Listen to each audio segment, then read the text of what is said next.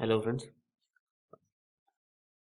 आज का टॉपिक है 10th क्लास का साइंस 12th चैप्टर इलेक्ट्रिसिटी। ठीक है, इलेक्ट्रिसिटी एक इम्पॉर्टेंट चैप्टर है। इसके अंदर से इम्पॉर्टेंट टॉपिक है ओम्स लॉ, लेकिन हम सभी जितने भी टॉपिक्स है इसके अंदर उसके बारे में डिटेल में पढ़ेंगे। हर एक का कॉन्सेप्ट क्लियर करके चलते जाएंगे ताकि आने वाले क्लासेस हो या आने वाले चैप्टर्स हो उसमें क्या होगा, ये एक बेस है। अगर बेस स्ट्रॉन्ग है तो आगे चल के हम हर टॉपिक को अच्छे से समझ सकते हैं। तो चलिए चलते हैं आज के टॉपिक पे।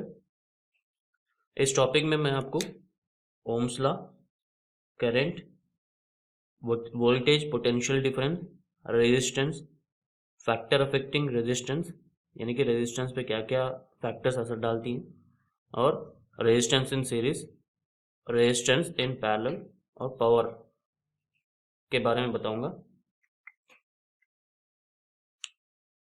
वीडियो थोड़ा लेंदी रहेगा क्योंकि हर टॉपिक को मैं डिटेल में एग्जाम्पल के साथ समझाऊंगा, तो बिना स्किप करे लास्ट तक देखें।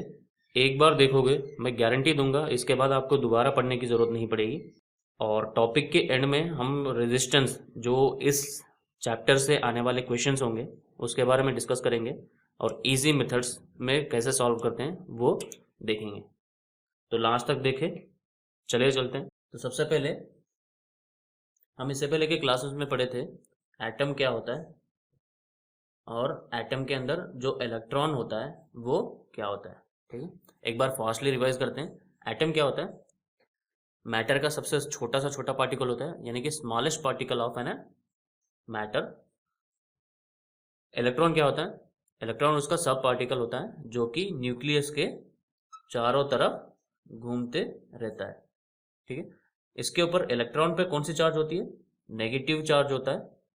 ठीक है, और इलेक्ट्रॉन का चार्ज कितना है? -1.602 इंटू 10⁻⁻⁹ कूलम। ठीक है, ये इससे पहले के क्लासेस में पढ़े थे हम। अभी ये तो था इलेक्ट्रॉन। चार्ज किसे कहते हैं?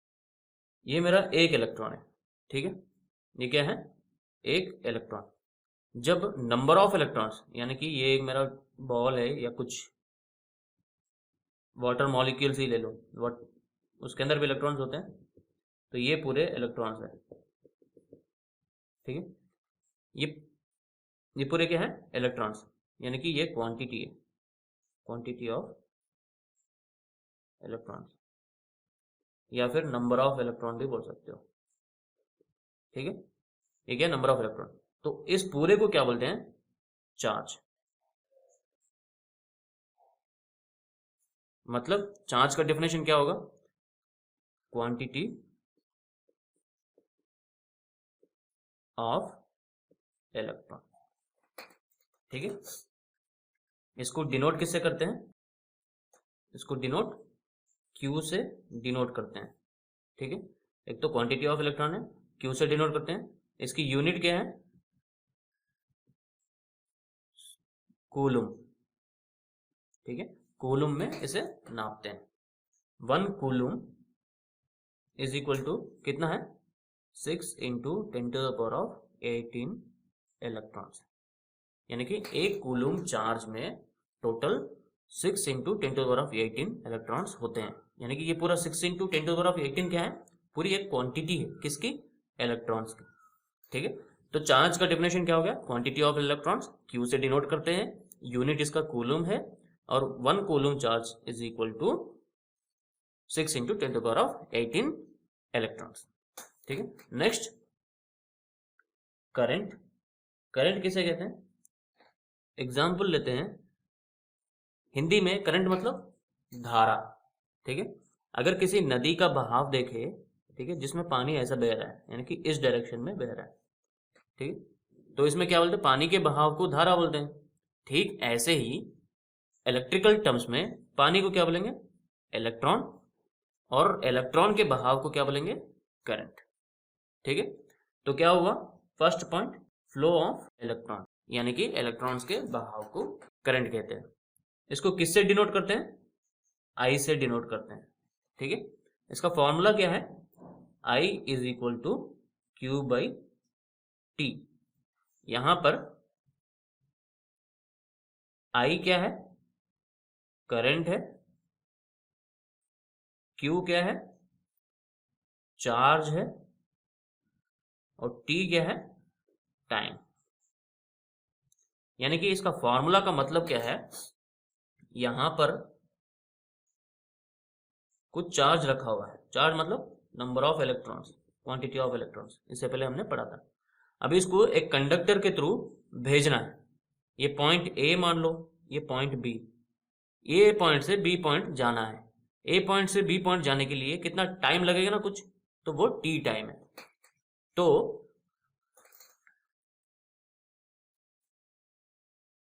इसमें बहने वाले करंट को क्या करेंगे, I is equal to Q upon T, यानी कि टी टाइम में क्यू चार्ज ए पॉइंट से बी पॉइंट पे गया है। ठीक है। और एक पॉइंट क्या है, करंट को नापने वाला इंस्ट्रूमेंट क्या है, एमीटर। एमीटर की मदद से हम करंट को नाप सकते हैं, किसी भी सर्किट में करंट को नाप सकते हैं। और इस एमीटर को हमेशा सीरीज में कनेक्ट करना है। ये क्यों कनेक्ट करना है, जब ओम्स लॉ बताऊंगा तो उस टाइम मैं कवर करूंगा इसको। ठीक है। अगर किसी को नोट करना है तो वीडियो को पॉज करें और इस चीज को नोट करो। और हाँ, आपको अलग से नोट्स बनाने की जरूरत नहीं है, एक सीक्वेंस में बता रहा हूं तो आपका नोट्स वैसे भी प्रिपेयर हो जाएगा। ठीक है।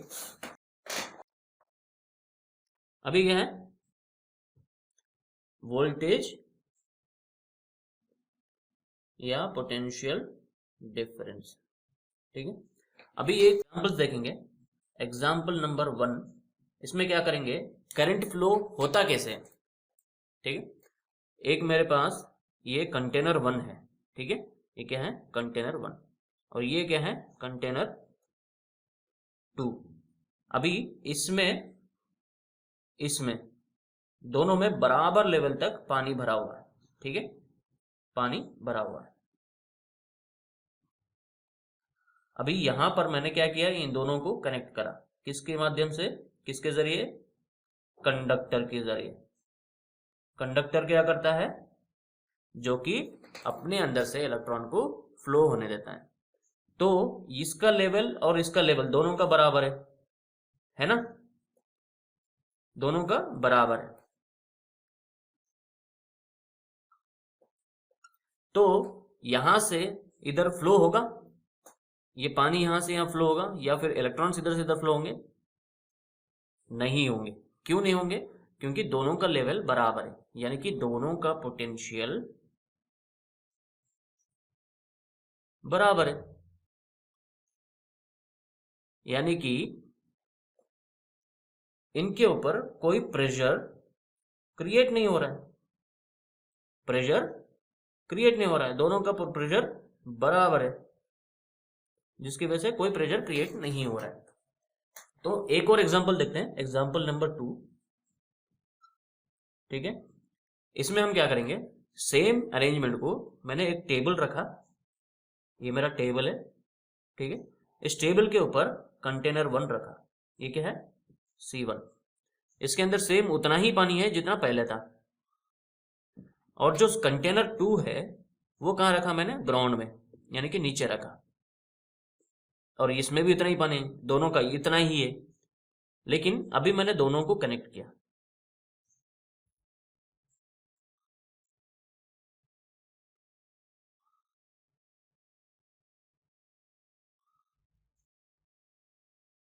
अभी इस कनेक्ट करने से इसमें क्या होगा, पानी बहेगा, यानी कि करंट फ्लो होगा इस डायरेक्शन में। क्यों होगा, क्योंकि ये हाइट पे है, हाइट पे है। हाइट पे रहने से यहाँ क्या हुआ, प्रेशर बन रहा है। ठीक है, प्रेशर क्रिएट हो रहा है। कहाँ, यहाँ पर हाई प्रेशर है और यहाँ पर लो प्रेशर है कि नहीं, यानी कि इसका हाई पोटेंशियल है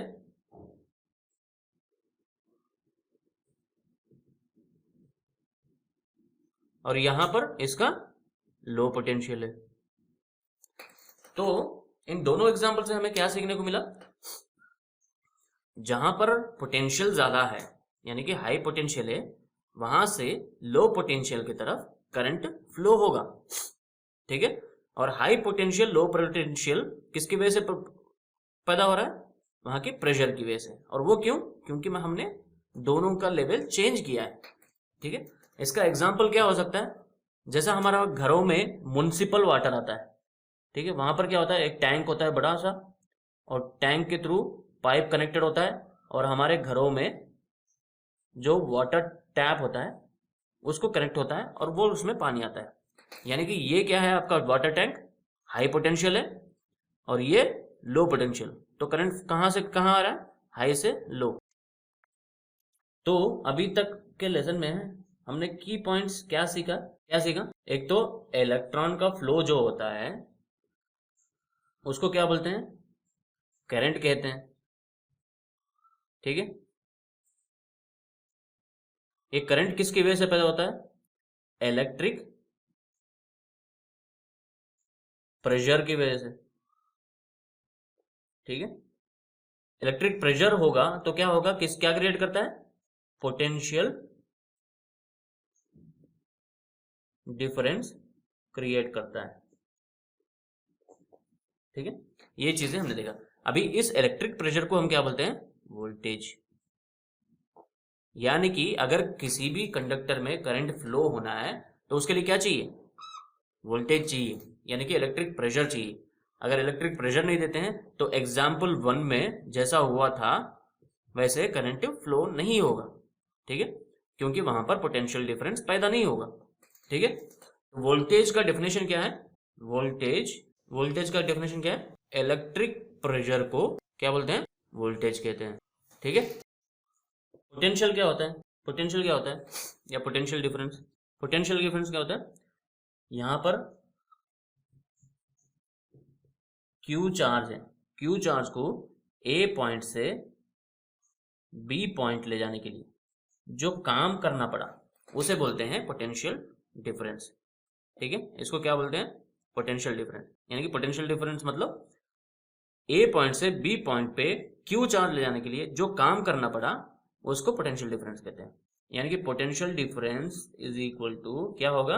W बाई क्यू। ठीक है, इसका यूनिट क्या है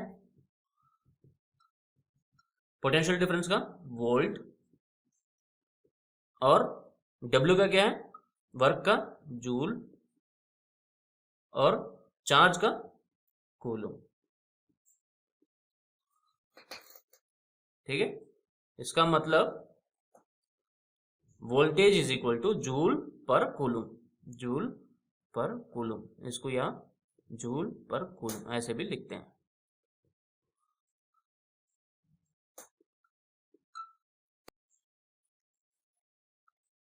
V is equal to W by Q. ठीक है, अगर हम इसको क्या बोल रहे हैं? Volt is equal to joule per coulomb. अगर वोल्टेज वोल्ट का डेफिनेशन बताना है तो क्या बोल सकते हैं? किसी कंडक्टर से क्यू चार्ज को, यानी कि क्यू कितना? एक कूलम चार्ज को ए पॉइंट से बी पॉइंट ले जाने के लिए 1 जूल काम करना पड़े तो उसको क्या बोलते हैं? उसके वोल्टेज को या पोटेंशियल डिफरेंस को 1 वोल्ट। इसका डेफिनेशन क्या हो सकता है? 1 joule work done to carry 1 coulomb charge from point A to point B of a conductor, then the potential difference is called क्या? वोल्ट। 1 वोल्ट क्या है? 1 joule work done to carry 1 coulomb charge from point A to point B of a conductor, then the potential difference is called 1 volt.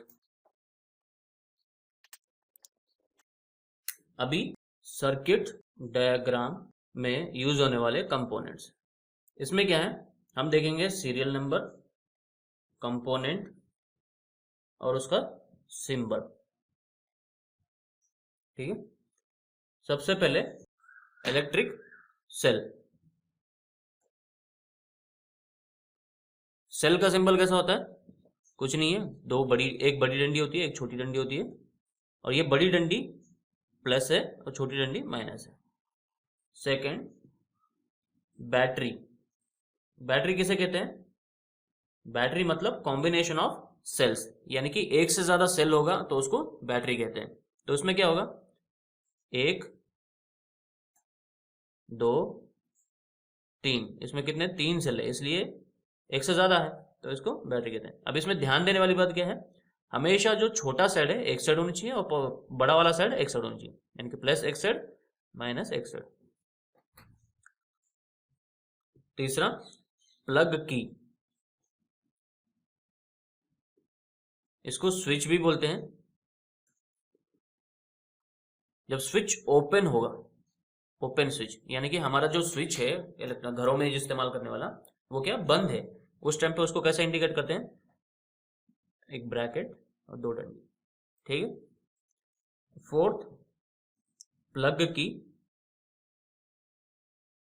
या switch close. Close मतलब switch on है, तो on है का indication कैसा होगा? ऐसा, उसका सिंबल इस तरह से होगा। Next, wire joint. Wire joint का सिंबल कैसा होगा? ये एक वायर आ रहा है, यहां पर जॉइंट हो रहा है, और एक वायर इधर इधर जा रहा है, ठीक है। इसका सिंबल इस तरह से होगा। Next, wire crossing. Wire crossing मतलब 2 वायर एक दूसरे को क्रॉस कर रही हैं लेकिन आपस में टच नहीं हो रही हैं। तो ये वायर जा रहा है आपका एक, और एक ऊपर से वायर आ रहा है, तो इसका सिंबल ऐसा दिखाते हैं, ठीक है। Next, electric bulb.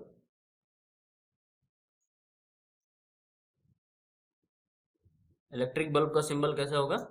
कुछ नहीं है, सिंपल है, ऐसे 2 लकीर खींचो ऐसे,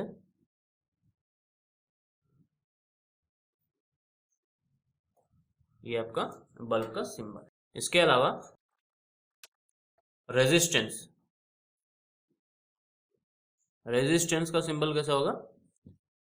ऐसा जिगजैग, ठीक है। और दूसरा, वेरिएबल रेजिस्टेंस। वेरिएबल रेजिस्टेंस का मतलब जिसका रेजिस्टेंस हम चेंज कर सकते हैं, यानी कि वेरी कर सकते हैं। उसको कैसे दिखाएंगे? एक सिंबल ऐसा है, एक और सिंबल कैसा है? इन दोनों सिंबल से कोई भी एक सिंबल से दिखा सकते हैं। एमीटर। एमीटर क्या होता है? जो एक इंस्ट्रूमेंट है जिसकी मदद से हम करंट को नापते हैं, तो उसको कैसे दिखाएंगे? एक सर्किल, इसके अंदर ए और ये। नेक्स्ट है वोल्ट मीटर।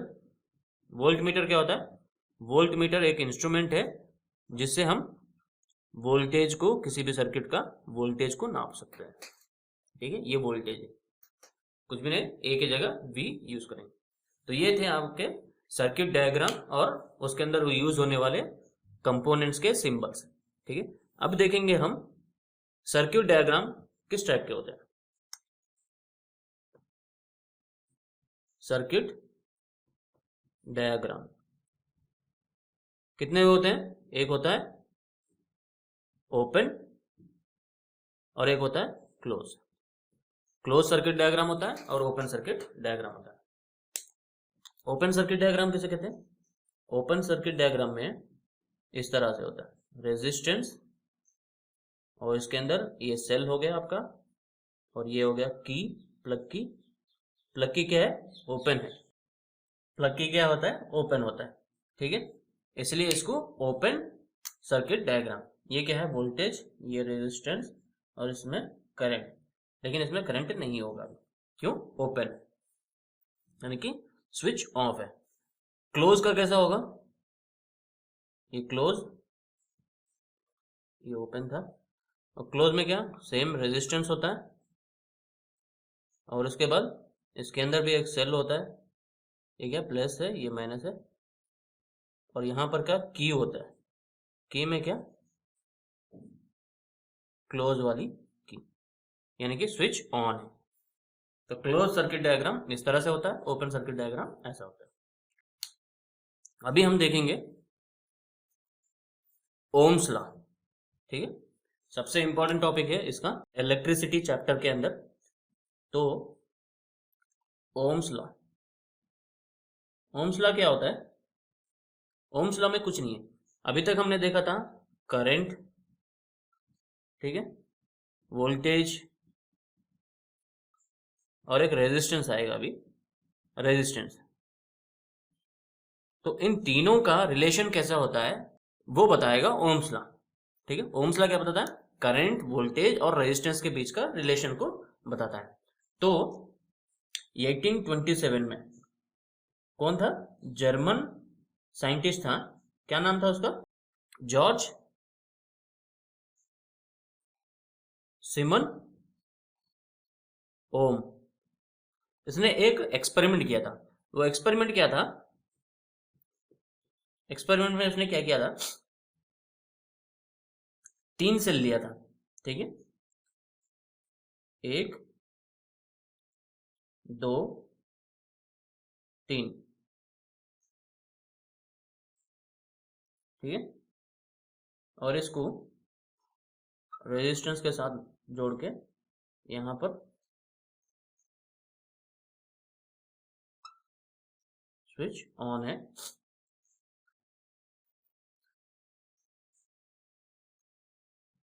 तो सबसे पहले इसने क्या किया? सिर्फ एक सेल यूज किया, ठीक है, ये जो है सिर्फ एक सेल यूज करके, इन दोनों सेल्स को यूज नहीं किया। ये कितना? 1 वोल्ट का सेल है, ठीक है।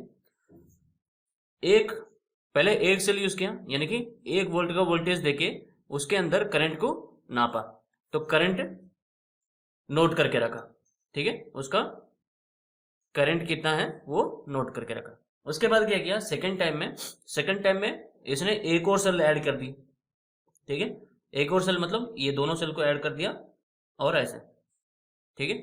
2 सेल ऐड करने से यानी कि वोल्टेज क्या हुआ? बढ़ा दिया। वोल्टेज बढ़ाने से फिर आई का यानी कि करंट में क्या फर्क आ रहा है उसको दोबारा नोट करके रखा। फिर उसके बाद उसने क्या किया? फिर एक और सेल ऐड कर दी, ठीक है, तीसरा सेल ऐड करके यानी कि वोल्टेज फिर बढ़ा के फिर नोट किया। नोट करे तो करंट क्या? फिर उसका करंट की वैल्यू नोट करके रखा। तो उसका एक ग्राफ बनाया। वो ग्राफ कैसा था? इस तरह से, ठीक है, ये आपका वोल्टेज है और ये आपका करंट, ठीक है। तो उसने पहले क्या किया? एक सेल लगाया 1 वोल्ट का, तो उससे करंट उसका वैल्यू आया ये, ठीक है, 1 आया। और दोबारा उसने क्या किया? वोल्टेज बढ़ा दिया, ठीक है, वोल्टेज बढ़ाने से उसका करंट भी दोबारा बढ़ गया, ठीक है, 2। फिर दोबारा उसने वोल्टेज बढ़ा दिया, तो दोबारा बढ़ाने से क्या हुआ? फिर उसका करंट वैल्यू बढ़ गया। यानी कि क्या हो रहा था? वोल्टेज बढ़ाने से करंट बढ़ रहा था, यानी कि वोल्टेज और करंट डायरेक्टली प्रोपोर्शनल एक दूसरे के, ठीक है। तो इस एक्सपेरिमेंट से, तो ये एक्सपेरिमेंट कब किया? जहां पर एट कांस्टेंट टेम्परेचर, टेम्परेचर क्या था? कांस्टेंट था।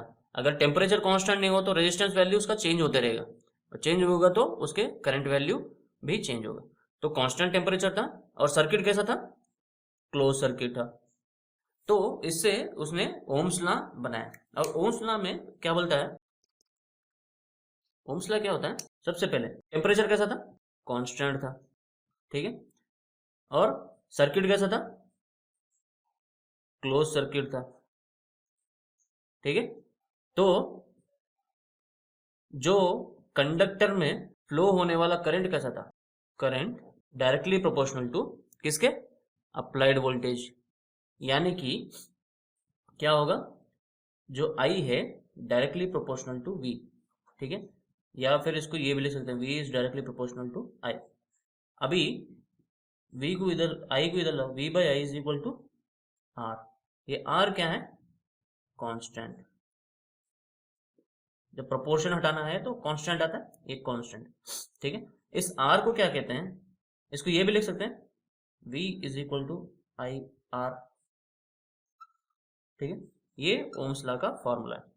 अभी यहां पर R क्या है, रेजिस्टेंस है, ठीक है, रेजिस्टेंस, ठीक है।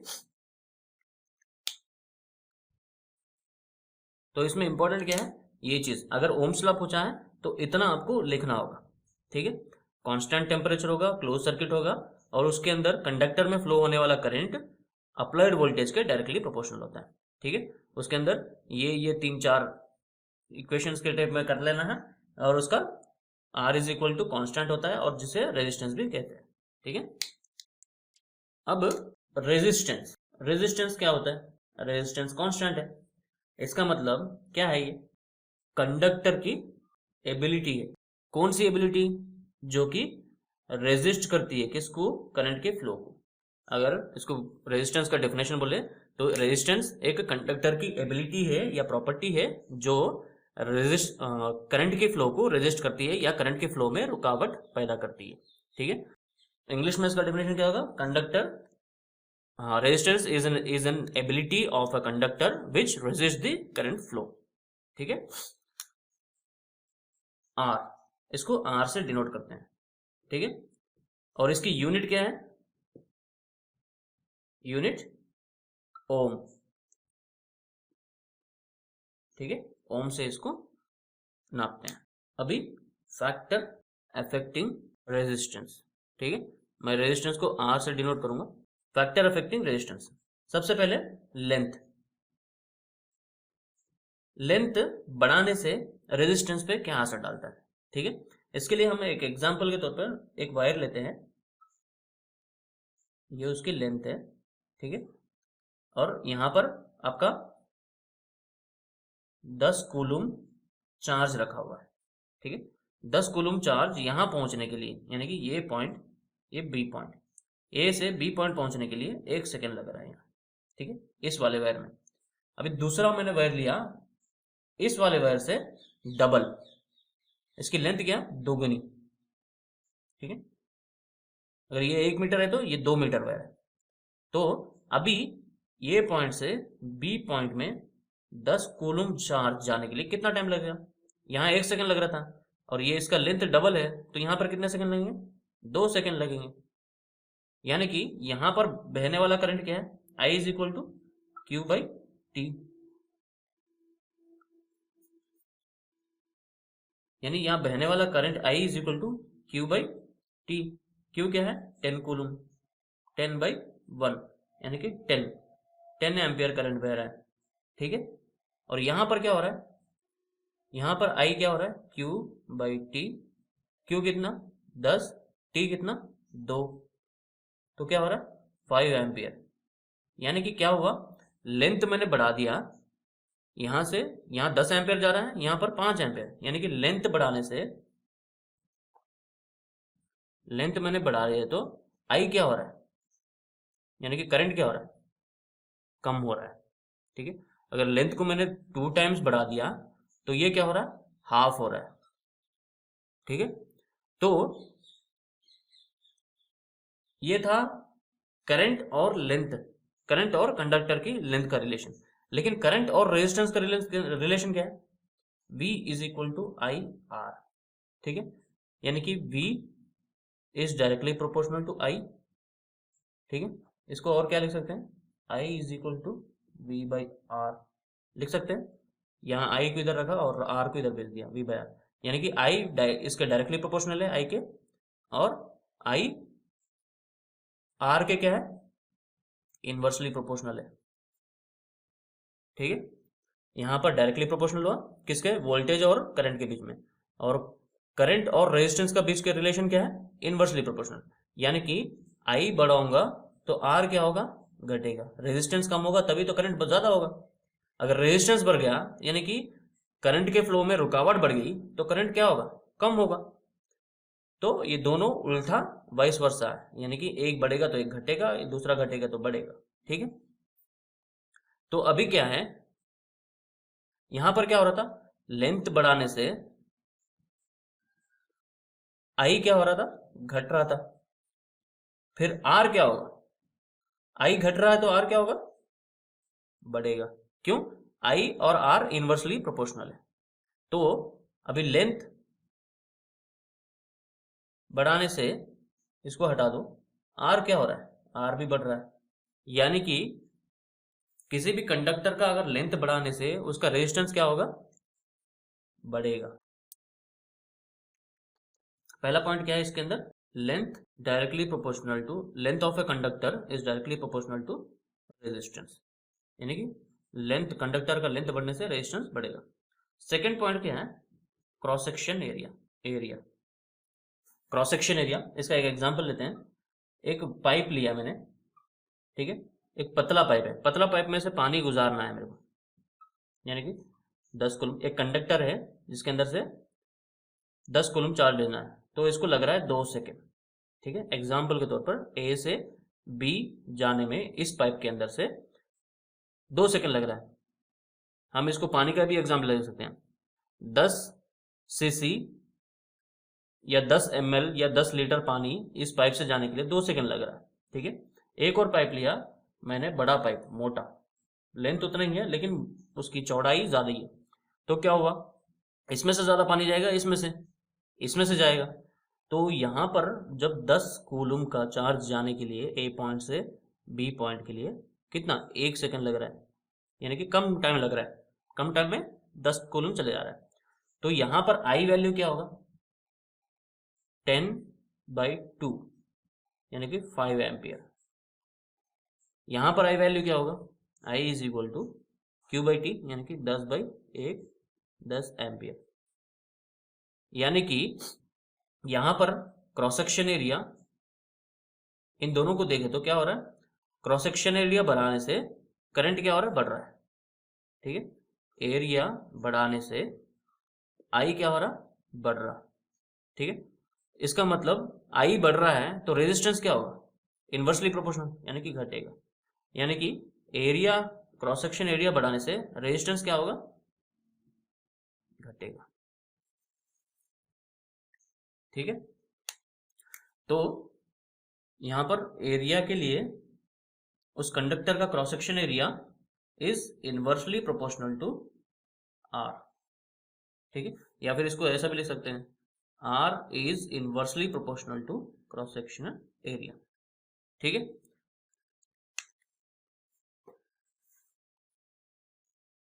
तो क्या हुआ अभी, R is directly proportional to L, R is inversely proportional to cross section area, तो R is equal to row L by A। ये रो क्या है, रेजिस्टिविटी, ठीक है, इसको कांस्टेंट भी बोलते हैं, ठीक है। अभी ये रेजिस्टिविटी क्या है, रेजिस्टिविटी किसी भी मटेरियल का, इतना नोट कर लो काफी, यानी कि क्या हुआ, R is equal to rho L by A, ठीक है। इसको रो इज इक्वल टू क्या होगा, रो यहां रखो और बाकी उधर भेजो, R इंटू ए, उधर जाएगा तो इंटू हो जाएगा A बाई L, ठीक है। इसका मतलब इसकी यूनिट क्या है, रेजिस्टिविटी की, R की यूनिट ओम, ए की यूनिट क्या है, एरिया का, metre square, by L length की यूनिट, लेंथ को किस में नापते हैं, मीटर को, ठीक है। मीटर और मीटर स्क्वायर कैंसिल हो जाएगा तो बचा क्या, ओम मीटर, ठीक है। तो ये है आपकी रेजिस्टिविटी की यूनिट, जो कि वेरी इंपॉर्टेंट है, ठीक है। ये टेस्ट एग्जाम में पूछ सकता है, ओम मीटर। रेजिस्टिविटी का डेफिनेशन क्या होगा, ठीक है, ये क्या बताता है, property of a conducting material. कौन सी बात बता है, electrical property, electrical property of a conducting material, ठीक है। रेजिस्टिविटी क्या बताती है, electrical property of conducting material, यानी कि कंडक्टिंग मटेरियल का इलेक्ट्रिकल प्रॉपर्टी। जैसे कि हमारे पास 3 चीजें होती हैं, एक तो कंडक्टर और एक सेमीकंडक्टर और एक इंसुलेटर। ठीक है, तो कंडक्टर का क्या है, कंडक्टर की रेजिस्टिविटी क्या होगी, करंट को आसानी से, कंडक्टर क्या करंट को आसानी से पास होने देता है, इसका मतलब इसकी रेजिस्टिविटी वेरी लो। सेमीकंडक्टर में क्या होता है, मीडियम होता है, ज्यादा रेजिस्टेंस भी नहीं होता है, ज्यादा कम भी नहीं होता है। और इंसुलेटर में क्या होता है, हाई रेजिस्टिविटी होती है। ठीक है,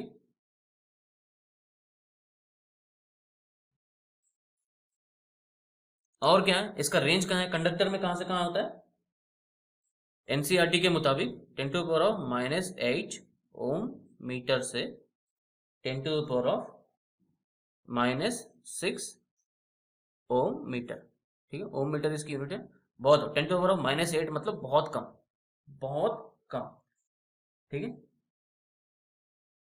इसी तरह इंसुलेटर का कितना होता है, 10⁻12 ओम मीटर से 10⁻17 ओम मीटर।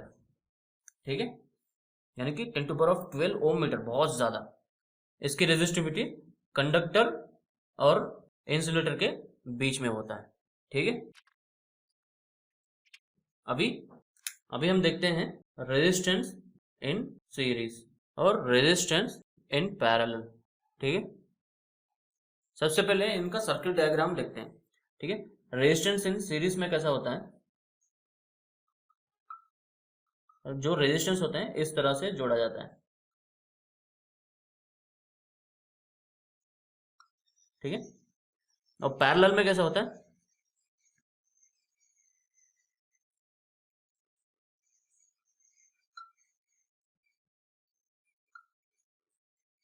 इस तरह से होता है।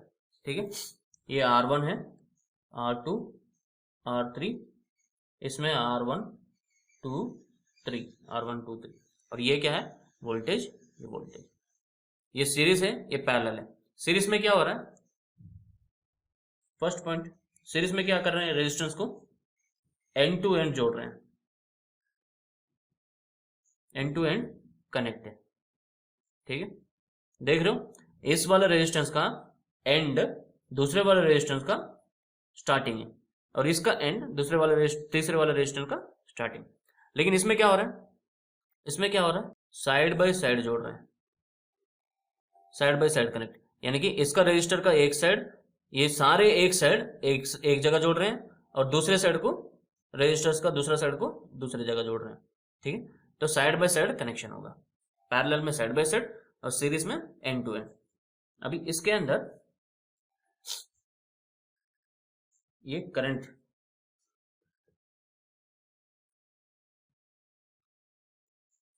करंट फ्लो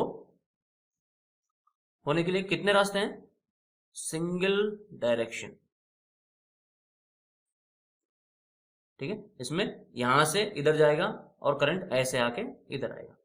लेकिन यहां पर करंट यहां तक आके यहां से क्या हो रहा है, एक इधर जा रहा है, एक इधर जा रहा है, एक इधर जा रहा है, यानी कि 3 पाथ में डिवाइड हो रहा है। तो यहां पर क्या है, मल्टीपल डायरेक्शन। करंट फ्लो किस में होगा, मल्टीपल डायरेक्शंस में होगा। ठीक है, यहां पर करंट सिंगल डायरेक्शन में जा रहा है, तो करंट सभी रेजिस्टर्स पे क्या होता है, बराबर होता है। यानी कि यहां पर I1, I2, I3, इन सभी में एक ही करंट होगा। लेकिन यहां क्या, करंट डिवाइड हो रहा है, डिवाइड होने की वजह से ये रेजिस्टेंस के हिसाब से करंट चेंज होता रहेगा। ठीक है, करंट कैसा होगा, I1 plus I2 plus I3। ठीक है, यहां पर वोल्टेज क्या होगा, वोल्टेज चेंज होता है। ठीक है, यानी कि इन सभी रेजिस्टर्स पे अलग अलग वोल्टेज होता है। ठीक है, यहां पर क्या होता है, वोल्टेज, क्योंकि ये अपना डायरेक्शन चेंज कर रहा है तो सभी पे सेम वोल्टेज होता है। तो V1, V2, V3। ठीक है, अभी इसके अंदर रेजिस्टेंस क्या होगा,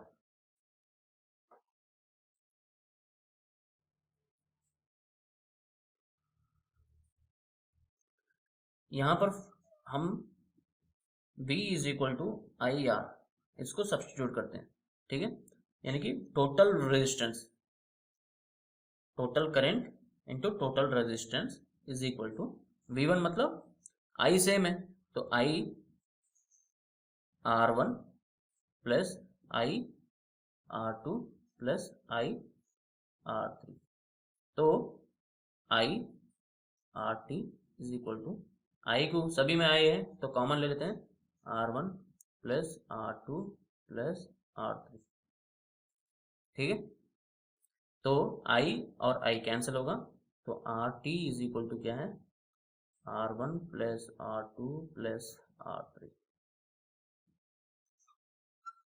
क्या हो रहा है, सीरीज में टोटल रेजिस्टेंस सभी इंडिविजुअल रेजिस्टर का सम है, यानी कि R1 plus R2 plus R3, यानी कि सीरीज में क्या हो रहा है, रेजिस्टेंस बढ़ रहा है, ठीक है। पैरेलल में क्या होगा, पैरेलल में I is equal to I1 plus I2 plus I3, सही है, तो V is equal to I R वाले ओम्स लॉ को अगर इस पे इंप्लाई करें तो क्या होगा, I इज इक्वल टू क्या होगा, V बाई आर, यानी कि total I is equal to V by R T, यानी कि total resistance, total voltage by total resistance. I1 पे क्या होगा, I1 पे I क्या होगा, चेंज होगा, यानी कि, लेकिन V क्या होगा, V बराबर है, V is equal to V1 is equal to V2, यानी कि V by R1 plus V by R2 plus V by R3, यानी कि V बाई RT is equal to, V को कॉमन ले लिए तो 1 by R1 plus 1 by R2 plus 1 by R3, ठीक है, V कैंसिल हुआ तो बचा क्या, 1 बाई RT, यानी कि total resistance is equal to 1 by R1 plus 1 by R2 plus 1 by R3।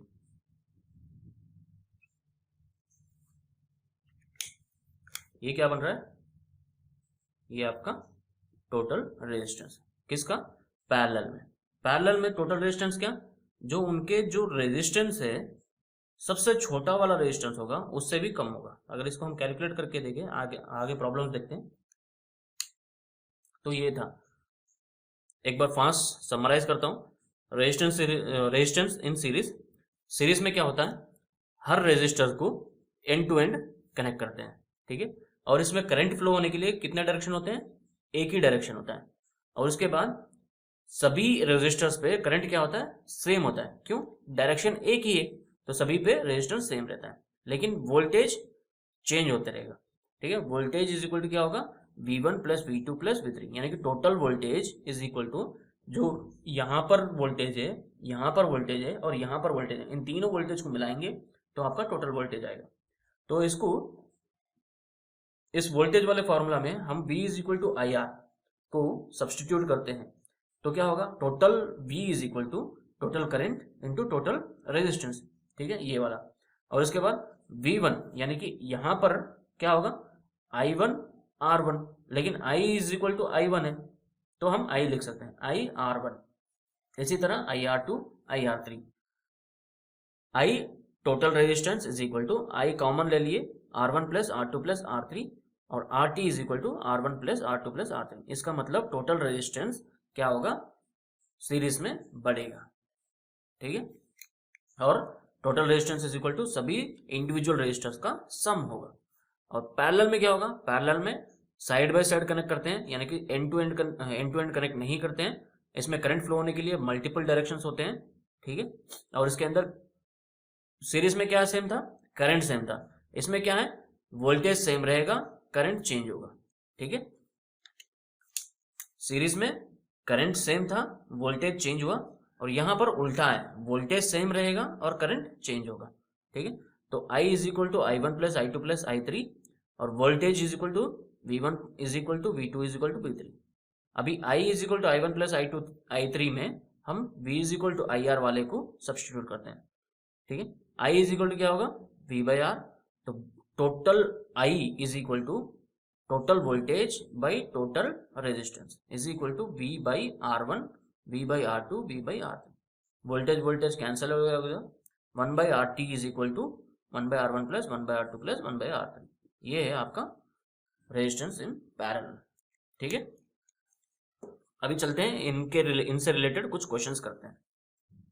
सबसे पहले हम एक सर्किट डायग्राम लेते हैं।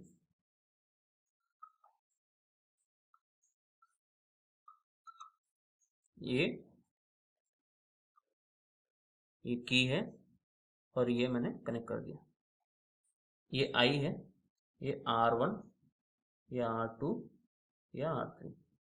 इनका रेजिस्टेंस कितना है, 1 2 3 ओम, ठीक है। 1 ओम, 2 ओम, 3 ओम। टोटल वोल्टेज इसके अंदर कितना है, 6 वोल्ट, ठीक है। तो एग्जाम में इसी तरह पूछेगा, वोल्टेज दिया है, रेजिस्टेंस दिया है, क्या फाइंड आउट करने के लिए बोलेगा, आई, टोटल आई यानी कि टोटल करंट कितना है। तो हमारे को दिया क्या है, वोल्टेज कितना है, 6 वोल्ट, ठीक है। R1 दिया है 1 ओम, R2 दिया है 2 ओम, R3 दिया है 3 ओम। तो हमारे को क्या चाहिए, टोटल वोल्टेज है और क्या चाहिए, टोटल रेजिस्टेंस चाहिए। Total resistance is equal to क्या है, सीरीज में R1 plus R2 plus R3। I find out करने के लिए क्या चाहिए, ओम्स लॉ के हिसाब से V is equal to I R. तो हमारे को क्या चाहिए, I is equal to V by R, ठीक है। V हमारे पास है, R नहीं है। R फाइंड आउट करने का तरीका क्या है, RT is equal to R1 plus R2 plus R3। तो यहां पर सब्स्टिट्यूट कर दो, 1 प्लस 2 प्लस 3 कितना हुआ, 6 ओम, यानी कि RT इज इक्वल टू 6 ओम। अभी हमारे पास ये भी है और ये भी है, यानी कि वोल्टेज है और रेजिस्टेंस है। तो V is equal to I R, that implies I is equal to V by R, ठीक है। V कितना है, 6 वोल्ट और R कितना है, 6 ओम, यानी कि कितना, दोनों कैंसिल आउट हो जाएगा, 1 एम्पियर, ठीक है। Total I is equal to कितना होगा, 1 एम्पियर, ठीक है। इसी तरह अगर यही क्वेश्चन पैरेलल में देता है, ठीक है, पैरेलल में देता है तो क्या होगा वो देखते हैं।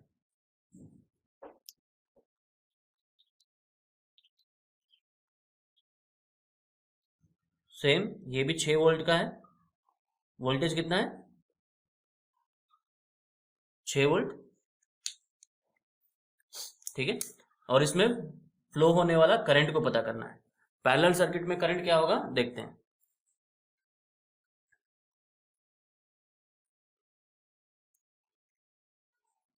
पैरेलल सर्किट में करंट हमारे पास क्या है, voltage is equal to 6 volt है। आई फाइंड आउट करना है, हमारे को क्या चाहिए, V is equal to I R के हिसाब से I is equal to V by R है।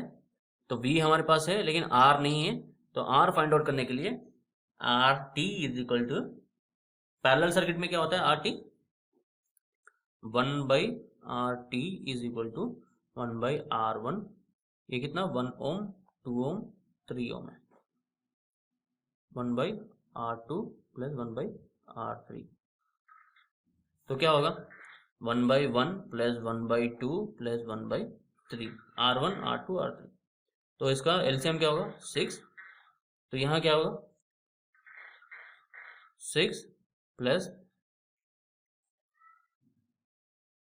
3 प्लस 1 यानी कि कितना, 9, 10 बाई 6, सॉरी 1 बोल रहा हूँ, यहाँ पर 2, ठीक है। 2 हो तो कितना हुआ, 11 बाई 6, यहाँ पर कितना, 11 बाई 6। अब ये 11 बाई 6 क्या है, 1 बाई RT, लेकिन हमें क्या चाहिए, RT चाहिए। RT क्या होगा, 11 बाई 6 को उल्टा कर दो, 6 by 11, 1 by RT is equal to 11 by 6, R T क्या होगा 6/11, ये आपका आर टी मिल गया। तो अभी आपको ये मिल गया और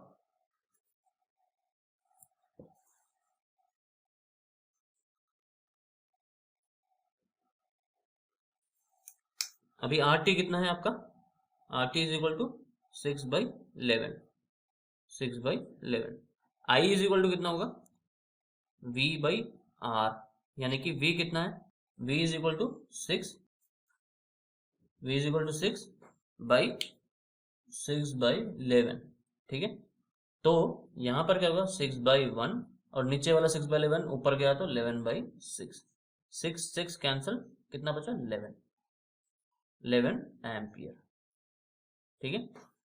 तो यहां पर हुआ क्या, पहली बात यहां का रेजिस्टेंस देखो 6/11 ओम है, ठीक है। 6/11 मतलब 0.5 ओम के बराबर है, ठीक है। और यहां पर टोटल रेजिस्टेंस कितना था, सेम रेजिस्टर्स को हम पैरेलल में कनेक्ट करें और यहां पर सेम रेजिस्टर्स को हम सीरीज में कनेक्ट करें। सीरीज पे कनेक्ट करने से टोटल रेजिस्टेंस 6 ओम आ रहा था और पैरेलल में कनेक्ट करने से रेजिस्टेंस क्या हो रहा है 0.5 ओम हुआ, ठीक है। 6/11 मतलब 0.5 के आसपास है, ठीक है। इससे क्या समझ में आ रहा है, पैरेलल में रेजिस्टेंस क्या हो रहा है, कम हो रहा है, ठीक है, सीरीज में बढ़ रहा है। अभी करंट क्या हुआ, यहां पर रेजिस्टेंस बढ़ गया तो करंट क्या होगा 1 एम्पियर, और यहां पर रेजिस्टेंस कम हुआ तो करंट क्या होगा 11 एम्पियर, यानी कि करंट क्या हुआ, करंट बढ़ गया, रेजिस्टेंस कम हुआ, और यहां पर क्या हुआ करंट कम हुआ और रेजिस्टेंस बढ़ गया। इसके अलावा एक कॉम्प्लेक्स सर्किट भी होता है।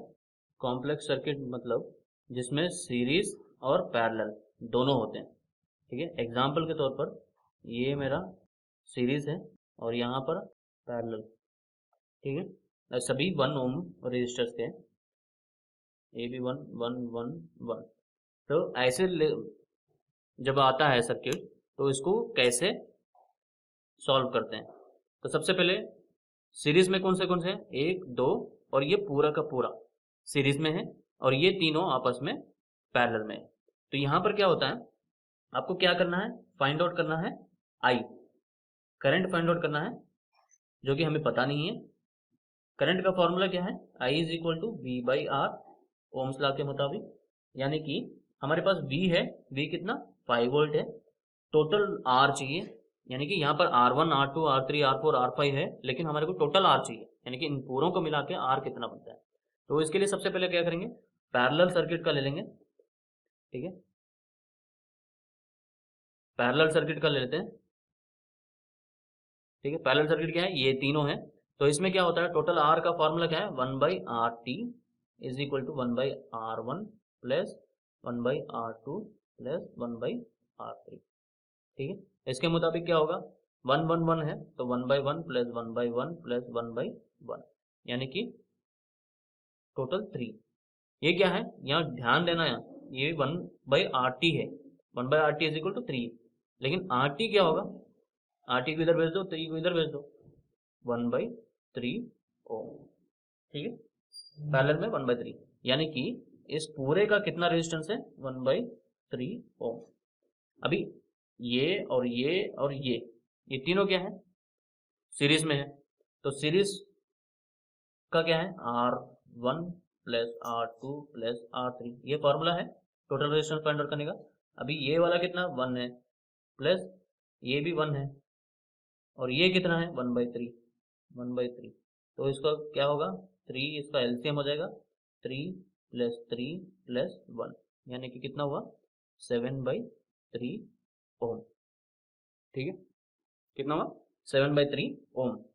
तो टोटल ओम RT हमारे को क्या आ गया 7/3 ओम आ गया। तो अभी हमारे पास क्या है V भी है और R भी है। V कितना है 5 वोल्ट और R कितना है 7/3। तो इसको क्या करेंगे 5/1 इंटू 7/3 को इधर ऊपर ले जाएंगे तो क्या होगा उल्टा हो जाएगा 3/7, 5 3 15 और 1 7 7, यानी कि ये क्या एम्पियर, यानी कि आई टोटल करंट कितना है 15/7। इसको फर्दर डिवाइड करना है तो 15/7 को करने से कितना आएगा 7 2 14, कितना बचेगा 1, 7 1 7, फिर कितना बचेगा 3 बचेगा, तो 7 4 यानी कि total I is equal to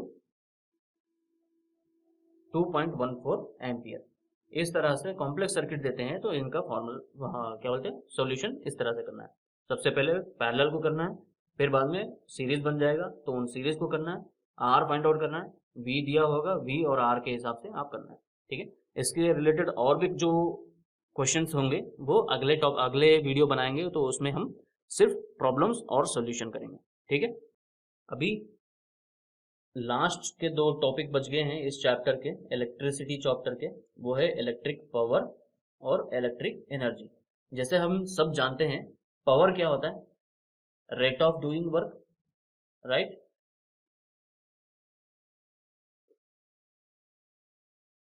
यानी कि P is equal to W/T, ये तो सभी को पता है, अभी तक हमने पढ़ा है इससे पहले के लेसन में।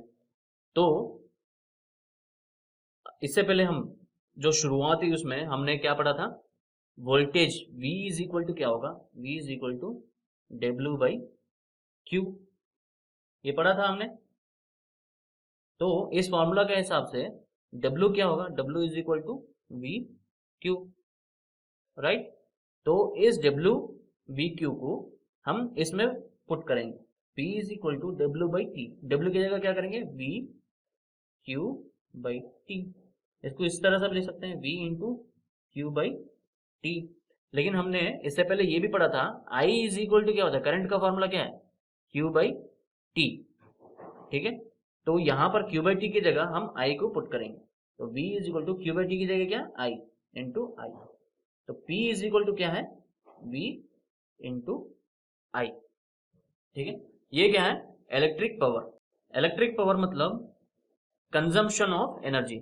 एक मेरे पास हीटर है, हीटर में मैंने करंट दिया इलेक्ट्रिक करंट, और ये क्या हीट डिसिपेट करेगा, गर्म होगा, यानी कि हीट एनर्जी में कन्वर्ट होगा, और ये एनर्जी क्या होगी कंज्यूम हो रही है। ठीक है, कंज्यूम हो रही है। तो इलेक्ट्रिक पावर का डेफिनेशन हम क्या बोल सकते हैं, क्या होता है, नॉर्मल उसमें रेट ऑफ डूइंग वर्क बोला है, लेकिन इलेक्ट्रिक पावर में rate of consumption of energy. ठीक है, अब वो P इज इक्वल टू क्या होगा VI, ये इसका फॉर्मूला है। इसका यूनिट निकालते हैं, पावर की यूनिट क्या है वाट, और वोल्टेज की वोल्ट, करंट की एम्पियर, यानी कि watt is equal to volt ampere, right.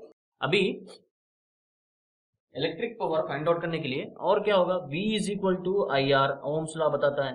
तो इस VIR को इसमें पुट करेंगे, इसमें पुट करेंगे तो क्या होगा, P is equal to V की जगह IR होगा, IR इंटू I, इसका मतलब क्या है I स्क्वेयर R, यानी कि P is equal to Y square R, ये एक फॉर्मूला हो गया।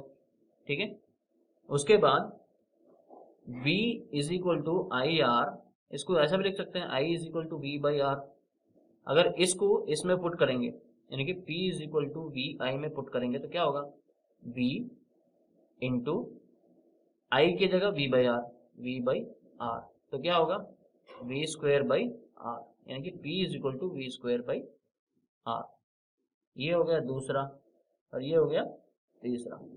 यानी कि जब वोल्टेज और करंट देते हैं, वोल्टेज और करंट देते हैं और पावर फाइंड आउट करने के लिए बोलते हैं तो ये फॉर्मूला यूज करेंगे, और करंट और रेजिस्टेंस दिया हुआ है और पावर फाइंड आउट करने के लिए बोला है तो ये फॉर्मूला यूज करेंगे।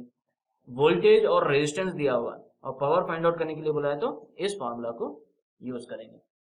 अभी इलेक्ट्रिकल एनर्जी, इलेक्ट्रिकल एनर्जी क्या होता है, product of power into time, power into time, यानी कि E is equal to P into time. P क्या है वाट, इसकी यूनिट, और इसकी आवर,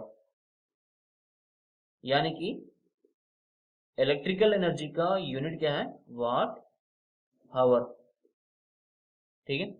1 वाट आवर को हम कैसे डिफाइन करेंगे, इसका डेफिनेशन क्या हो सकता है, इसका मतलब है 1 वाट आवर, हम देखते हैं ना किसी भी इंस्ट्रूमेंट पे 1 वाट आवर लिखा होगा जो पावर रेटिंग होगा। 1 वाट आवर का मतलब है 1 घंटे के लिए 1 वाट पावर यूज हो रहा है, तो उसमें कंज्यूम्ड एनर्जी को क्या बोलते हैं, 1 वाट आवर। ठीक है। इसकी बड़ी यूनिट क्या होती है, 1 kilo watt hour. 1 kilo watt hour मतलब 1 किलो वाट आवर मतलब 1000 वाट इंटू 3600 सेकेंड। ठीक है। 3600 का मतलब 1 घंटे में 3600 सेकेंड होते हैं। इसका मतलब हम ऐसे भी लिख सकते हैं 36,000,000 वाट सेकेंड। क्यों, हमेशा एनर्जी को किस में नापनी चाहिए, जूल में, तो वो उसके लिए हम क्या करेंगे, उसको फाइंड आउट करेंगे। इसको ऐसे भी लिख सकते हैं 3.6 इंटू 10⁻⁶ वाट सेकेंड भी लिख सकते हैं, राइट। तो हमें पता है P इज इक्वल टू क्या है, W/T, यानी कि वाट इज इक्वल टू, इसकी यूनिट क्या है, जूल, वर्क की जूल और टाइम की सेकेंड। तो जूल इज इक्वल टू क्या होगा, वाट इंटू सेकेंड। सही है। इसको हम यहां पुट करने से क्या होगा, 3.6 इंटू 10⁻⁶ जूल्स। ठीक है। ये क्या है, 1 किलो वाट आवर। इंपॉर्टेंट है, एग्जाम में आ सकता है, one fill in the blanks में या मल्टीपल चॉइस में। ठीक है। तो दोस्तों ये था आज का टॉपिक इलेक्ट्रिसिटी। उम्मीद करता हूँ आप लोगों को समझ में आया है। अगर ये टॉपिक आपको समझ में आया है तो प्लीज़ लाइक करें। अगर इस टॉपिक से रिलेटेड कोई भी डाउट्स हैं तो आप कमेंट सेक्शन में कमेंट कर सकते हैं, मैं उसका रिप्लाई ज़रूर दूंगा।